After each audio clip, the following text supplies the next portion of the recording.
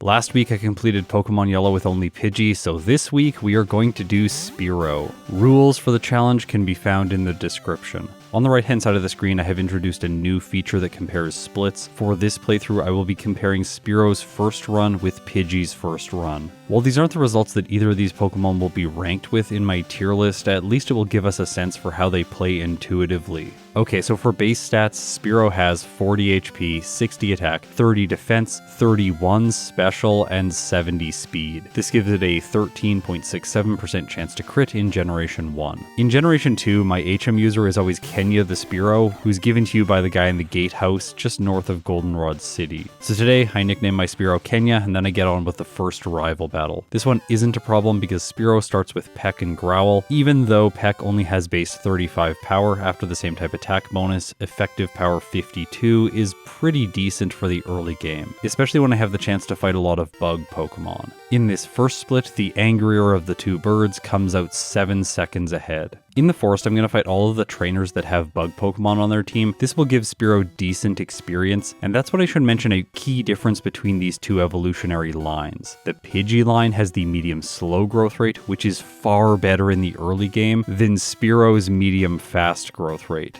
By level 68, the medium slow growth rate will have required a higher total amount of experience to level up. However, until that point, it is the superior growth rate to have, especially in a solo challenge format like this. However, in the early game, Spearow has something else going for it, which could give it the advantage against Brock. I'm sure some of you will find that surprising because Pidgey had access to Sand Attack, whereas Spearow only gets access to Leer at level 9. And it doesn't learn Quick Attack like Pidgey, instead getting Fury Attack at level 15. But that's the thing, these three moves are actually better than Sand Attack and Quick Attack when considered holistically. For example, with Pidgey, it only has the opportunity to either lower accuracy or deal damage with a same type attack bonus move. Spearow, on the other hand, can lower defense and attack, both things that will be useful against Brock, and Fury Attack is a multi-hit move, meaning Bide will only accumulate damage from its first hit. But this moveset's advantages don't end there, because once I clear Viridian Forest, I can go straight towards the Pewter City Gym and fight the Junior Trainer. His team consists of Diglett and Sandshrew.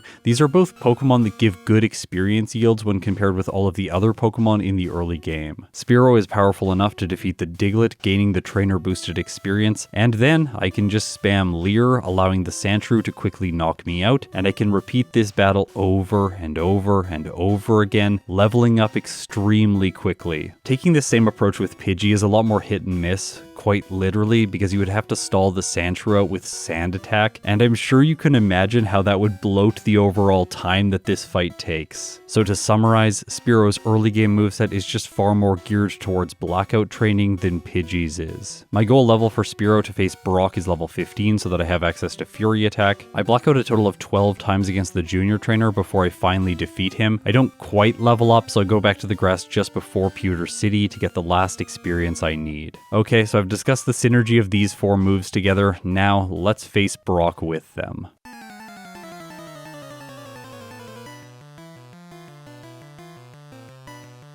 His first Pokemon is Geodude. It would be nice if it knew Defense Curl like in Red and Blue, but here in Yellow it only has Tackle. To mitigate damage from its attacks every turn, I'm going to use Growl on turn 1, lowering its attack stat, and then I use Leer to lower its defense. I didn't want to overdo this and take too much damage from Tackle, so I only go to -2, and then I go on the offensive with Fury Attack.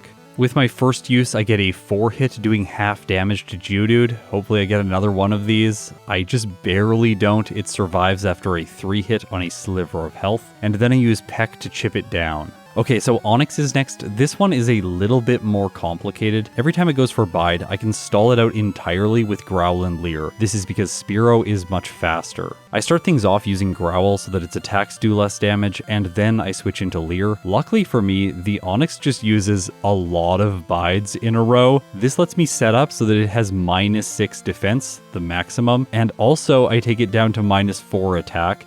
This leaves the Onix with a total of 5 attack. Yeah, this thing is terrible offensively now. Still, for the early game and because of its typing, it's not taking very much damage from my Fury attacks. Plus, this move can miss because it only has 85% accuracy. You're going to notice some sloppy play in this fight from me because sometimes when I should be using Growl to further lower its attack, I am instead choosing Leer just to waste time when it's using Bide. All of that said, it just takes time, and eventually Spearow knocks Brock's ace out, clocking in with a first split of 10 minutes and 23 seconds. So while its moveset was quite capable in the early game, it still took more time than Pidgey. Its split here is 2 minutes and 24 seconds behind.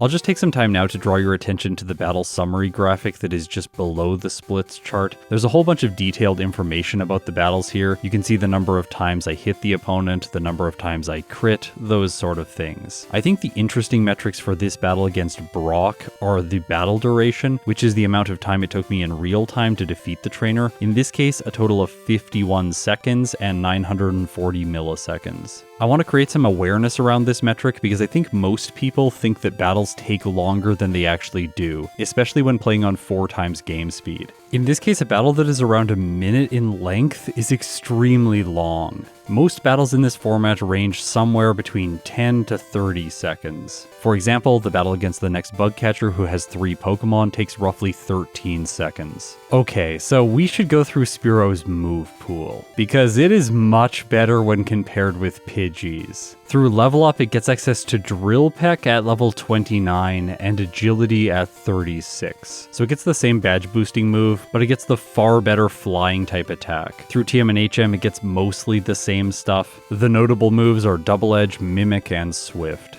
One thing that's nice playing a Pokemon like this that has such a constrained move pool is that your final moveset is fairly self-explanatory. When I started this challenge, I knew that I would be running Drill Peck and Agility together, likely with Double Edge and Mimic. While Spearow has the better move pool and stats, I still think it could struggle in the late game, so I'm going to do some additional training throughout Route 3 as well as Mount Moon. By the time I've defeated the Super Nerd, grabbed the Dome Fossil, and then defeated Jesse and James, my Spearow is level 21. With a low special stat and the fact that I gain no advantage from the Bubble Beam TM, I'm not going to face Misty first. Instead, I'll fight the rival on Nugget Bridge. My Spearow outspeeds his. I could have gambled with Fury Attack here, but instead I go for the more consistent approach, 2-hitting with Peck. I'm lucky I wasn't hit by a Growl, because then I can use Fury Attack for maximum damage against the Sandshrew. This thing is absolutely awful to fight, by the way, because yes, it uses Sand Attack, lowering my accuracy, and then Fury Attack misses. This move now has a 56% chance to hit, which is absolutely awful. It misses again, Sandshrew crits. Luckily, then Fury Attack comes through with a 3-hit, finishing the Sandshrew off, so at least my accuracy isn't going to be dropped again. The following Rattata does decent damage with Quick Attack. My Peck fails to knock it out. Luckily, the rival doesn't go for a priority move again. Eevee is his last Pokemon. I'm using Peck because of the higher accuracy. First turn it misses, Eevee uses Growl, lowering my attack, and then Peck only does about a quarter. Spearow gets hit by Tackle, taking it to 3 hit points, and then misses another Peck, and Eevee tosses more sand in my poor bird's eyes. Okay, so this is one of the worst situations to be in a solo challenge. It really does look like I'm about to get a reset. However, then Spearow comes through with a critical hit, knocking the Eevee out. It's now gained back a little bit of time when compared with Pidgey. It's only a minute and 1 second behind. If we look at the battle summary, you'll see that that battle was 26 seconds, and I do want to call out the fact that in these videos, you don't always get an accurate sense for how long each fight takes, unless you calculate that metric using the real timer in the top left. This is because in post, whenever we are producing these videos, I record the voiceover and say everything I need to say, and then we retime all of the footage to match that voiceover so that everything is synchronized for all of you. This process takes a really long time because in general, we are trying to get every single turn to match what I am saying. That said, I think it's worth it because this really makes a big difference for the viewing experience. At least that's my assumption. Let me know in the comments if I'm correct or if you have a different perspective. As I defeat the first bug catcher on Nugget Bridge, I have the chance to learn Mirror Move, and both Growl and Leer are basically useless now. So I'm going to teach this move because it has a niche use for the Spearow line coming up very soon. On Route 25, I have to face a hiker. It's either this guy or the guy that has an Onix. This guy's the better choice because he has more experience, and he also gives you access to an elixir. Not much else to mention on Nugget Bridge. I save Bill, and then I head back to Cerulean City. Instead of fighting Misty right away, I'm going to take the same approach that I did with Pidgey. I played both of these first playthroughs on the exact same day, and I also live streamed this one, so you can find a link to its VOD in the description of this video. That's another piece of information that I'm really curious about from all of you. Would you value being able to see the first attempt playthroughs in an uncut format like a live stream? Or would that take away from this fully produced video? Because I really don't want that to be the case. We spend a lot of time and effort making these videos as good as possible. After defeating Sandy, she's not problematic today, I head on to the SS Anne. And here I decide to do some extra training. I save right before fighting this sailor. He has 3 Horsey, and immediately I realized my mistake because I thought I was gonna 2-hit these Pokemon. But no, they're hanging on with just a sliver, allowing them to attack with more bubbles than I was expecting, and I get my first reset here. Okay, so I'll use a healing item and fight him again. This time it's not a problem. After that, I pick up the TM for rest, as well as fighting some other trainers, grabbing the rare candy, and then fighting the rival. Watching this fight makes me really sad that these early game bird Pokemon do not learn Body Slam. They would have been so much better in Generation 1 if they had access to it. With the rival defeated and the SS Anne sailing away, I figured I should continue to do a little bit more training. After all, my speed is 56, which is the same as Misty's Starmie. Unlike Pidgey, I do not have a priority move, and I want to ensure that I'm going first. By fighting a few trainers on Route 11, I'm able to get to level 28. I continue my training here because I figured, why not? I'm here right now. Might as well do it. It's just gonna help, especially because if I level up to 29, then I gain access to Drill Peck, which I teach in the place of Peck. With this powerful move, I backtrack to Cerulean City, and now I am ready to face Misty.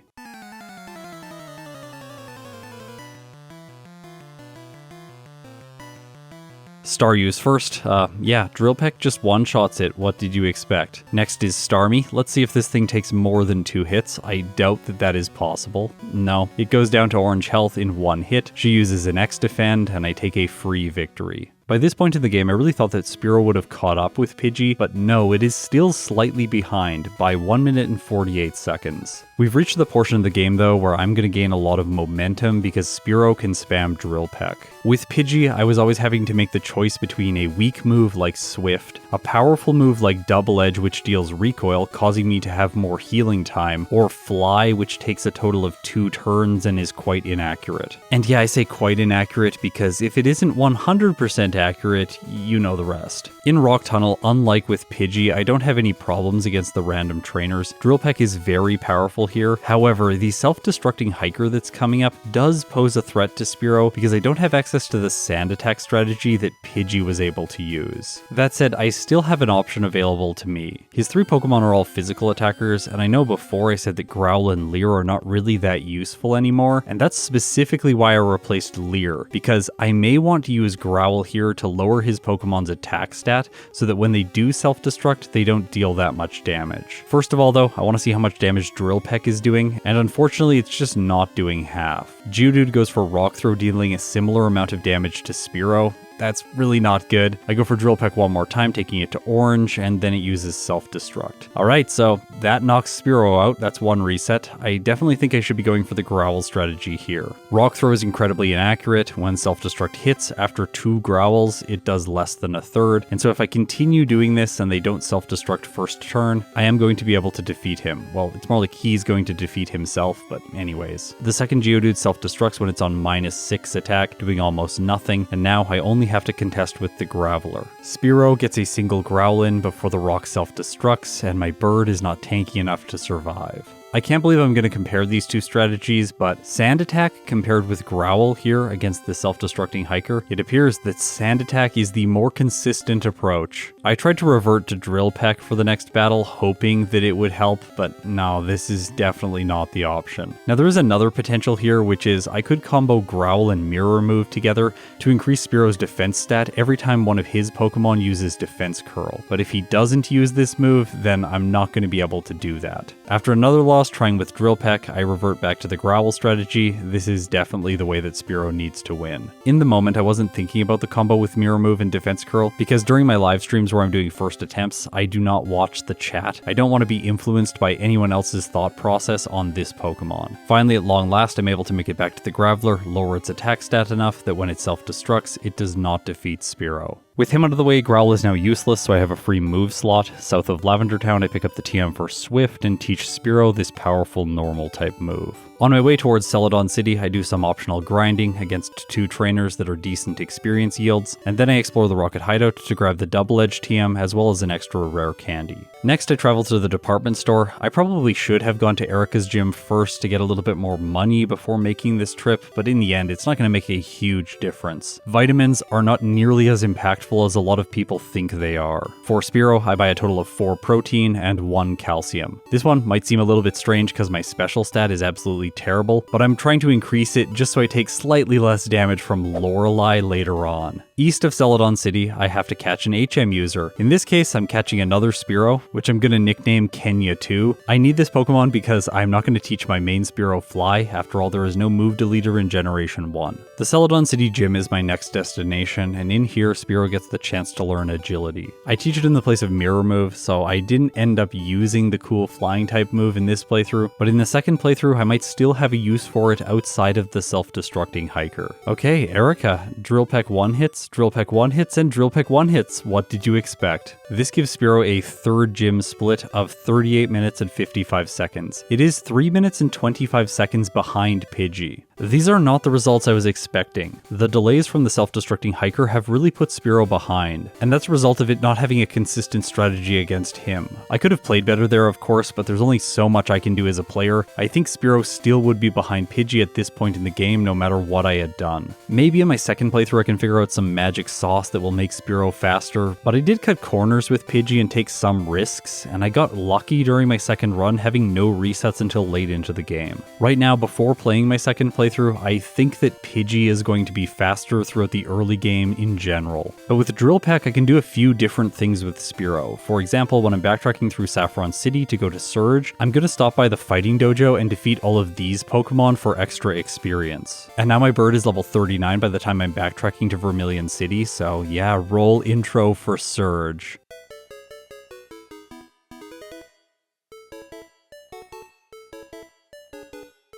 His only Pokemon is Raichu, and I have Double Edge by this point, so I one-hit. The extra time I spent in the Fighting Dojo means Spearow's time is continuing to get further apart from Pidgey's. It's now 4 minutes and 19 seconds behind. Also, please draw your attention to the battle summary and the fact that Surge's battle was a total of 4.6 seconds. Inside Pokemon Tower, I go up against the rival. He has a Fearow. I unfortunately cannot get a Fearow, but Drill Peck still one-hits. I continue using it on the Magnemite. I should have gone for Double Edge here to one-shot. Then Shelder goes down to a Drill Peck, Sandshrew goes down to a Drill Peck as well, that's great, no Sand Attack, and last but not least I crit the EV, knocking it out. There wasn't a lot of intervening gameplay, but you can see that Spearow is starting to get a little bit of time back, and this is going to increase during Pokemon Tower because the Chandler here, I do not have to rely on Fly to defeat, instead I can just one-hit all of the Ghastlies using Drill Peck. I crush Jesse and James at the top of the tower, and then as I journey towards Cycling Road, I make a change when compared with what I did with Pidgey. I stop by the department store one more time and purchase a bunch of super potions. With weak first stage Pokemon, I think this is the best play because then whenever you're training on a route like Cycling Road, you can just heal instead of having to backtrack to the Pokemon Center. When I played Pidgey, I had to do that a lot and it wasted time. Continuing the differences between these playthroughs, I do not have a reset here, so I get a whole bunch of experience without having any time delays. I complete the Safari Zone and then I journey to Silph to continue my training. In retrospect, I think it probably would be safe to go to Koga's gym next. It's probably a little bit more time efficient to do things that way, because then I don't have to dig out of Silph and backtrack here later. And this is the approach I decided to take in this run, because with Pidgey, the rival's Cloyster was brutal. In the Fuchsia City gym, I fight the mandatory trainers as well as the tamers for extra experience. With them defeated, I go up against the poison type specialist, Koga.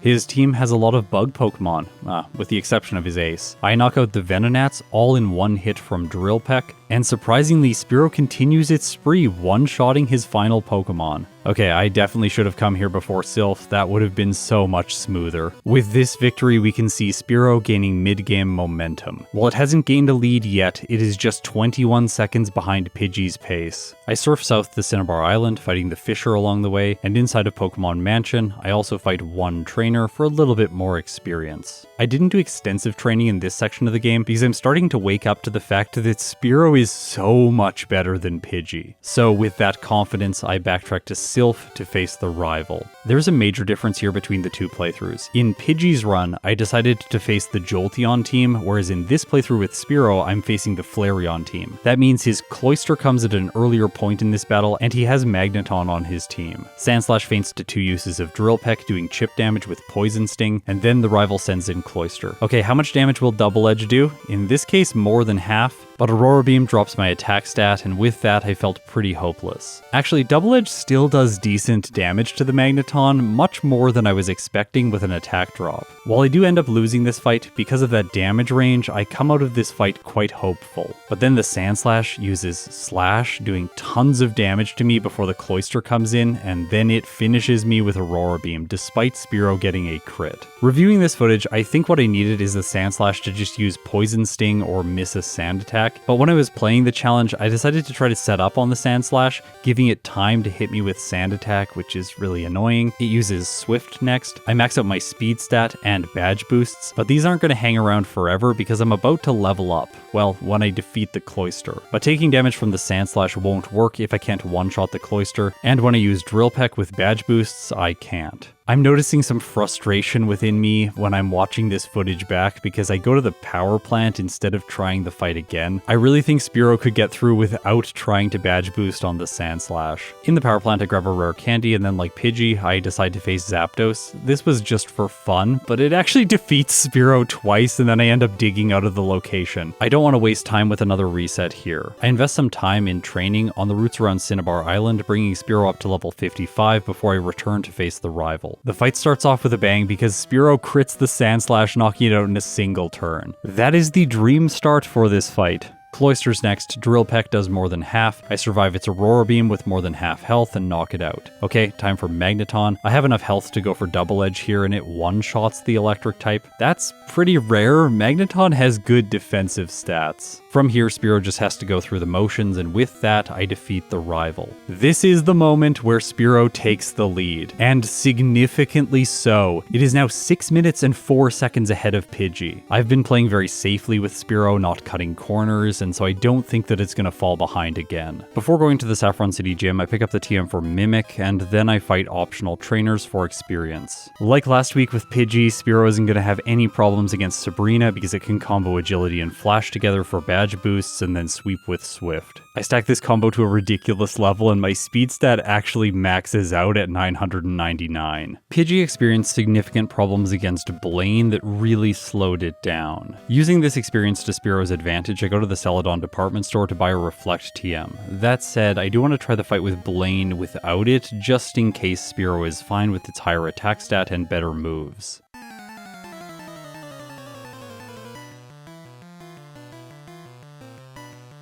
Ninetales is up first. I go for Drill Peck, doing more than half. It uses Confuse Ray, but this doesn't prevent the knockout. Rapidash follows. Drill Peck does more than half. Stomp doesn't do very much. Spearow hits itself. Rapidash uses Fire Spin, chipping away at me. While this is going to end up as a loss because of confusion and a crit from the next Fire Spin, I think Spearow has a chance here to just sweep, attacking every turn. Next time, Ninetales does not inflict confusion. Rapidash does use Growl though, so my attack is lowered before Arcanine hits the field. Now Drill Peck does what looks like a third. Arcanine's takedown does half. Okay, maybe Reflect is going to be needed. And when I say that, I mean Blaine's Arcanine, because it uses the move not once, but twice, giving me the time for Drill Pecks, and with that, the 7th badge is mine. Okay, these splits are the first time that Spearow takes a major advantage over Pidgey. It's now 20 minutes and 5 seconds faster. To adequately prepare for the league, I fight some optional trainers in Giovanni's gym for a little bit more experience. I also go south of Pallet Town and train until Spearow reaches level 63. With that, I felt ready to take on the ground type specialist.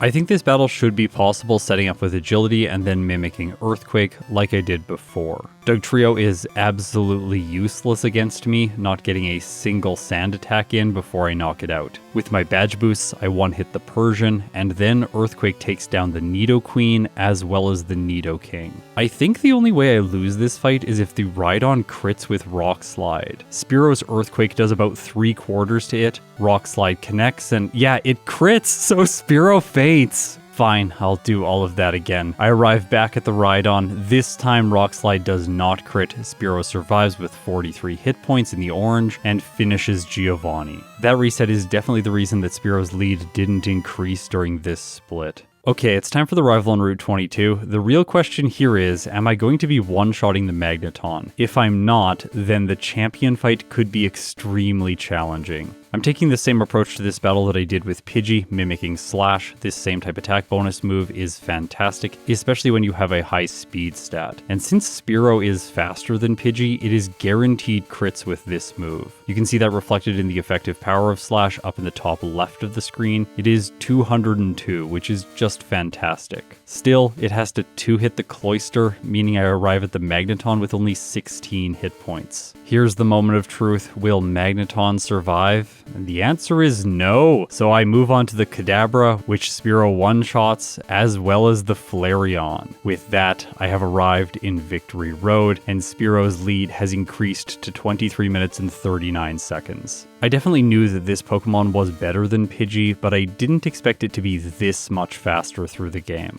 I figured that its advantage was just Drill Peck and that its typing and move pool overall would still hold it back. Grinding in Victory Road brings Spearow up to level 67, and I have 12 rare candies remaining, so I can use them to boost it to level 79 before I take on Lorelei.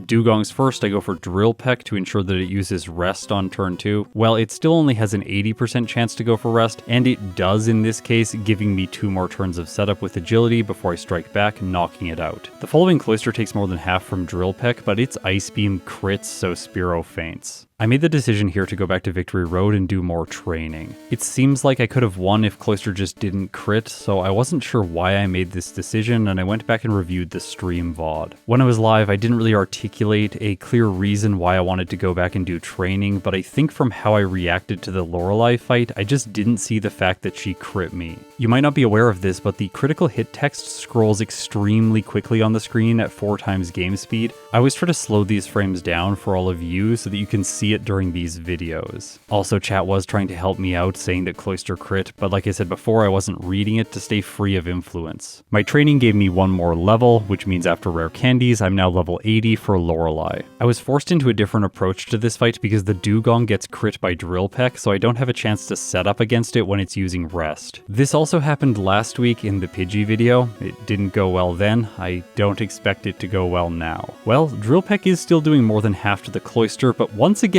Ice Beam crits. Surprisingly, Spearow survives. So I knock out her second Pokemon, move on to the Slowbro, and here Drill Peck is encouragingly doing more than half, but Psychic gets the knockout. One thing you'll notice here is that my reset counter did not increment. I actually blacked out against Lorelei there to take just a little bit of extra experience. I figured why not. In the next battle, I do more damage to the Cloyster due to a critical hit from my Drill Peck. This triggers Lorelei to use a Super Potion, giving me the free knockout. From there, the Slowbro just sets up, going down for free as well, and I one-hit the Jinx. This was really good luck, and it continues against the Lapras because its Blizzard misses. Okay, the hiker that has no name, Mimic Dig, knock out the Onyxes, and then use Drill Peck for all of the fighting types. Really simple, let's move on to Agatha. Her first Gengar goes down to a single Drill Peck.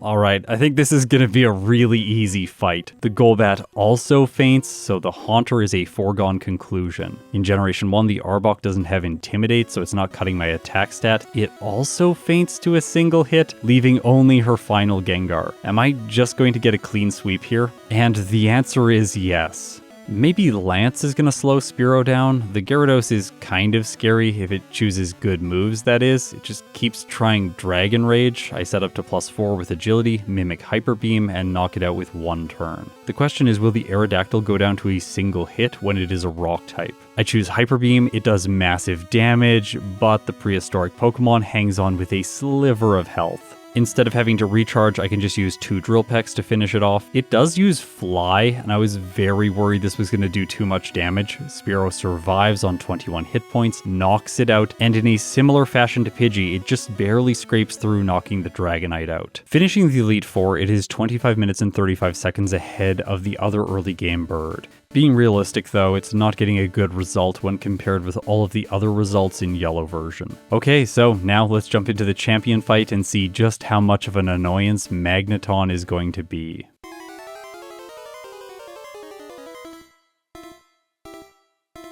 Sandslash is up first, which is perfect because I can mimic Earthquake. Now, the Magneton has caused a lot of problems when I'm using water types, but maybe it's less of an issue when using flying types because they generally have decent attack stats, and the fact that Lorelei is such a challenge forces them to over-level, meaning potentially I will have enough damage to one-hit. After setting up to +6, I use Double Edge, and surprisingly it knocks his lead out in 1 turn. Drill Peck one-shots the Alakazam, as well as the Exeggutor, and now we get to see Earthquake against a Magneton. In this case, it one-shots. Cloyster follows, Drill Peck takes it to orange, so this is going to be a 2-hit. I survive Aurora Beam without an attack drop, and now only Flareon remains. I use Earthquake, it crits, and the champion is defeated. Spearow clocks in with a time of 1 hour, 34 minutes and 23 seconds, with 14 resets and 14 blackouts, at level 82 with a game time of 5 hours and 50 minutes. Before moving on, let's compare these first stage birds and their initial playthrough results. Looking at the table of their splits, we can see that Pidgey was ahead of Spearow throughout the majority of the early game all the way until Koga. Beyond that, Spearow started to take a lead, and then significantly so by the end of the game, finishing a total of 28 minutes and 32 seconds ahead. Sometimes looking at all of this data as just numbers isn't the best way to parse it, so if you're like me and you're a visual learner, here is the graph of these results.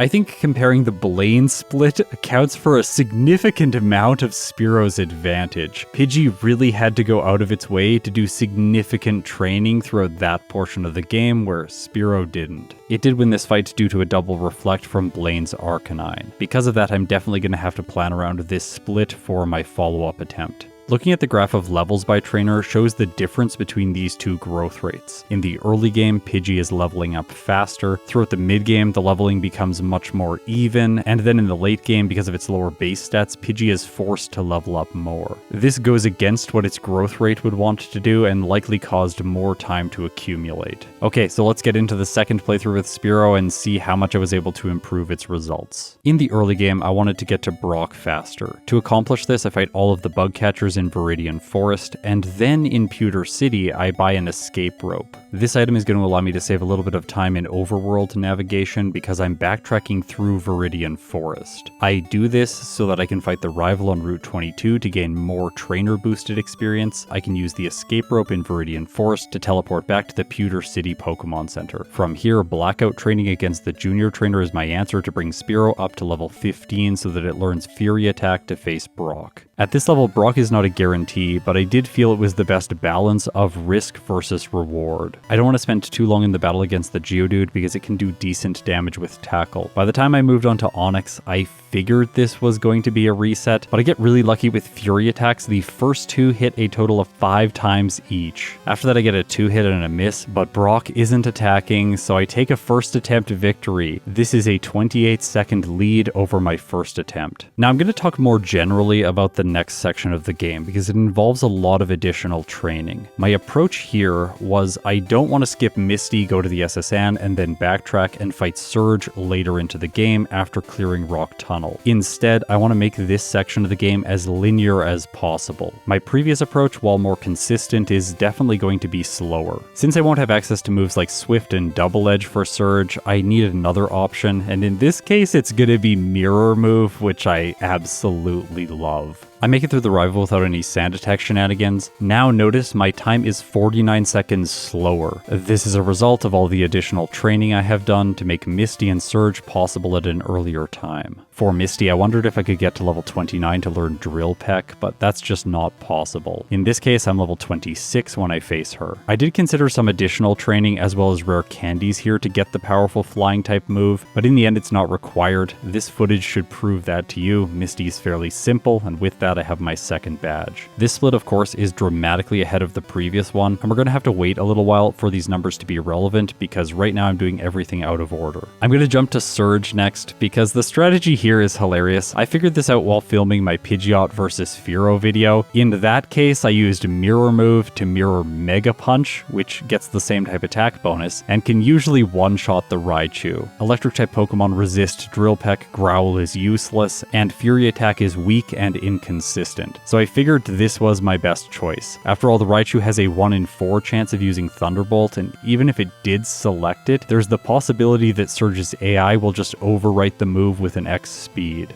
First turn he uses this item, then he goes for Growl, and on the third turn hits with Thunderbolt, knocking Spearow out in one hit. My second battle against him is also really annoying because he uses 2 Growls followed by an X speed to start things off, so I don't have any damage. Eventually, Mirror Move does what it was intended for, reflects Surge's normal type moves back at him, and I take a victory. The self-destructing Hiker is next. This battle got so close. The second Geodude just refused to self-destruct, dealing chip damage. When it finally does go boom, it takes Spearow to orange health, and then Graveler explodes right away. But Spearow, after all of my training, is just barely able to survive on 3 hit points. The mid-game is fairly straightforward and boring. I'm just going to do a bunch of training with Spearow. I crush Erika, fight a bunch of trainers on Cycling Road, clear out the fighting dojo, and then at level 45, I face Koga. I have guaranteed 1-hits against all 3 of the Venonats and a guaranteed 2-hit on the Venomoth, with the upside of a 15.9% chance to 1-hit. That's in the case that Spearow crits, or if it gets the best possible non-crit damage roll. There is a way to lose this battle, and that's if Venomoth uses Psychic 2 times in a row, but because of my typing, it's going to be choosing other moves, like for example Double Team or Toxic. Also, Psychic's damage ranges here are important. Without a crit, it gets 52 to 61% damage, and with a crit, it gets 97 to 115%. So in some cases, Venomoth can one-shot. In this run though, it chooses Toxic, so I beat Koga with no resets. I continue my training heading to Cinnabar Island and then in Silph with the goal level of 53 for the rival. I planned this level out very specifically because I'm going to have just enough health to survive the hits that the rival can throw at me. So as I continue my training, let's go through these damage ranges in depth. Against the Sandslash, I'm going to 2-hit with Drill Peck, preserving my HP. Double Edge here doesn't give me much of an advantage. There is only a slightly higher percent chance to 1-hit, and that relies on a crit. Looking at the Sandslash's damage, it's going to deal between 34% and 40% with Slash when it crits. This is the worst case scenario. Following that, the Ninetales might do a little bit of damage with Ember, roughly 14 to 17% damage, but it could also use Tail Whip, Quick Attack, or do absolutely nothing with Roar. Following that, Cloyster is going to prioritize Aurora Beam because it's super effective, and in this case, without a critical hit, it deals between 40 and 47% damage. After that, I have a guaranteed 1-hit on the Kadabra with Drill Peck, and Double Edge will one-shot the Jolteon. In order to use this move, I'm going to need 28 health to survive the recoil damage. With my training complete, now let's see how this battle went in practice, because I find this absolutely hilarious. I do 2-hit the Sandslash, and it crits with Slash. That is the worst possible first turn. It could have used Poison Sting or Swift, or even missed with Sand Attack. Following that, the Ninetales leads with Roar, and then crits with Quick Attack, so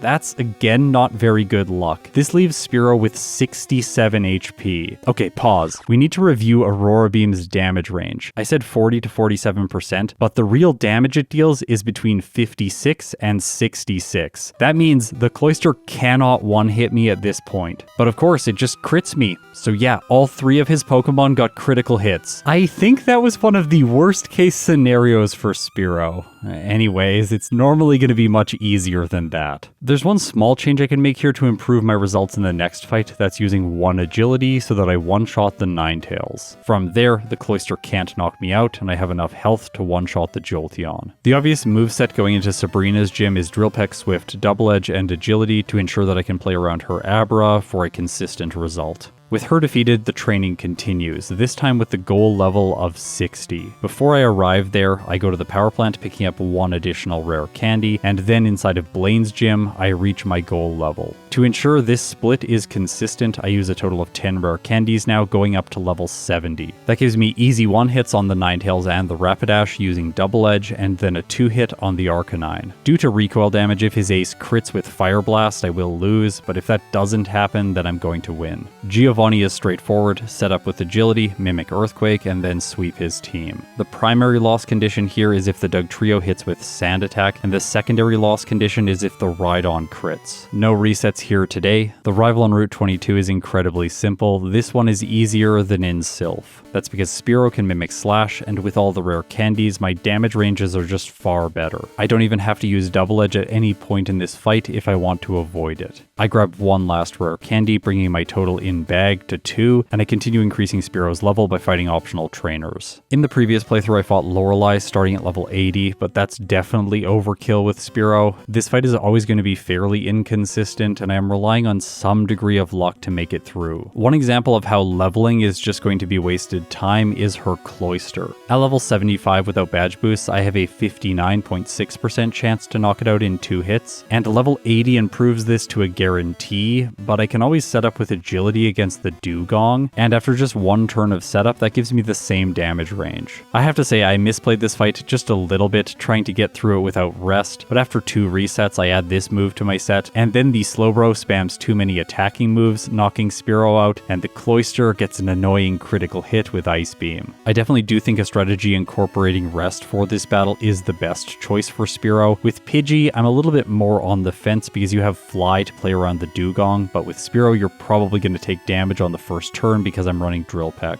After that, Mimic Dig, win. Then against Agatha, I have Drill Peck, obviously win. And finally, just before Lance, I use my 2 rare candies to get up to level 78. I'm going to go with the same strategy here, set up Agility, then Mimic Hyper Beam, and sweep his team. I'm sure a lot of you are going to be curious what Hyper Beam's damage range is against the Aerodactyl. It does between 101 and 118% damage. Just 1 level lower, I only have a 74% chance to knock it out. And if you're really paying attention and thinking ahead, you will have noticed that I made a critical mistake. I should have started this fight at level 77 and gone with the 74% damage range on the Aerodactyl, because Lance is less threatening than the champion's Cloister. By using my 2 rare candies, I no longer have any to manipulate my experience so that I don't level up during the champion battle. While the Sandslash, Alakazam, and Exeggutor are all easy to deal with, I am now leveling up going into the Cloister, which is a critical misplay. Because Drill Peck is going to be a 3-shot, that means I take damage from Ice Beam and Aurora Beam. And Spearow is never going to be able to survive these moves. So the only win condition I have left to me is getting a critical hit or the Cloister missing with a Gen 1 miss. And yeah, the second of these is what plays out. It misses with Ice Beam, and that gives me the win after only 2 resets. Spearow clocks in with a second playthrough result of 1 hour 23 minutes and 47 seconds, with 8 resets and 8 blackouts at level 79 with a game time of 5 hours and 14 minutes. I was able to improve its time by 10 minutes and 36 seconds, which I'm really happy with overall. I definitely dropped the ball against the champion, and if I had had like 5+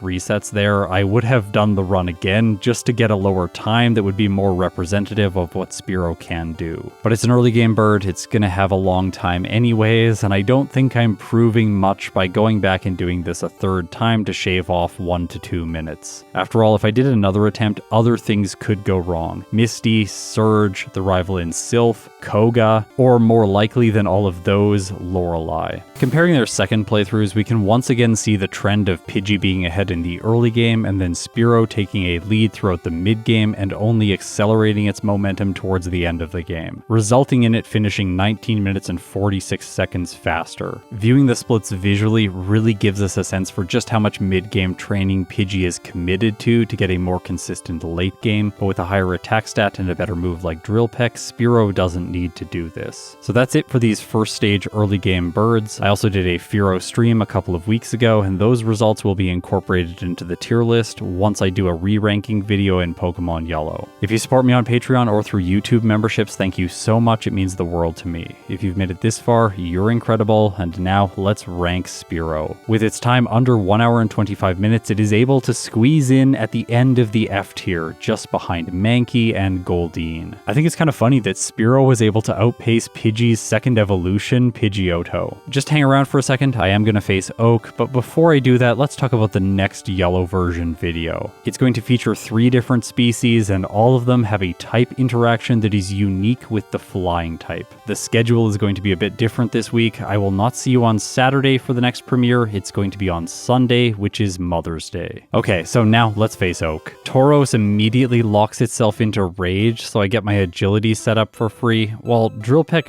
doesn't one-hit, boosting its attack stat, I am able to take it out on the next turn. The Executor's moveset's really bad, Barrage, Hypnosis, and Stomp, so I can use Rest here until it gets bad rolls, like choosing Hypnosis when I go to sleep with Rest, and then doing very little damage with a 2-hit Barrage. Drill Peck 1-hits, Arcanine comes in, doing nothing with Roar, and then Blastoise lowers its head trying to use Skull Bash, giving me a 2-hit. I level up going into the Gyarados, losing my badge boosts, but Spearow crits, taking Oak's Ace, the level 70, down to red health in 1 hit. And guess what he does? He uses Leer, so my first stage bird Pokemon crushes him.